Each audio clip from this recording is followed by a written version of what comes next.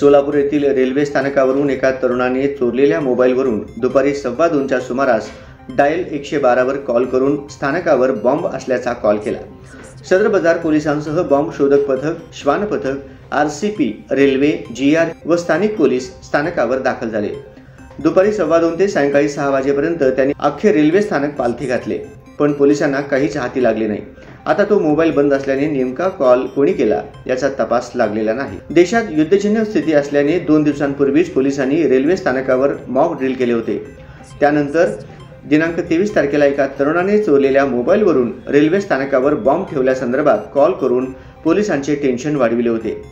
Dial 112 वर केलेला call सुरुवातीला सलगर वस्ती पोलिसांना मिळाला, पण रेल्वे स्थानकाची हद्द सदर बाजार पोलिसांची असल्याने तो कॉल तसाच संबंधितांना देण्यात आला। त्यानंतर शहर पोलिसांचे बॉम्ब शोधक पथक, श्वान पथकासह सर्वच यंत्रणा स्थानकावर पोहोचली।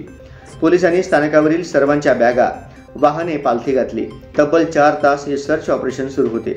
त्यावेळी पोलीस उपायुक्त डॉक्टर दीपाली काळे, सहाय्यक पोलीस आयुक्त राजन माने, सदर बाजार पोलीस ठाण्याचे वरिष्ठ पोलीस निरीक्षक उदयसिंह पाटील, सलगर वस्ती पोलीस ठाण्याचे वरिष्ठ पोलीस निरीक्षक उमाकांत शिंदे, पोलीस निरीक्षक ढवळे आदी अधिकारी त्या ठिकाणी उपस्थित होते।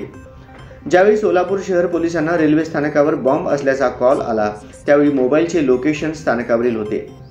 त्यानंतर मोबाईल बंद केल्याने पुढील लोकेशन पोलिसांना समजू शकले नाही। दरम्यान तो मोबाईल कोणाचा आहे याचा शोध पोलिसांनी घेतला। त्यावेळी पुण्यातील एका अंध महिलेचा मोबाईल असल्याचे समजले। तिच्याकडे चौकशी केल्यावर एका तरुणाने गुरुवारी मोबाईल चोरून नेल्याचे समोर आले। त्या अंध महिलेसोबत त्या दिवशी पुणे रेल्वे स्थानकावर कोणता तरुण होता याचे फुटेज मिळवण्यासाठी सोलापूर शहर पोलीस पुण्याला रवाना झाले आहेत।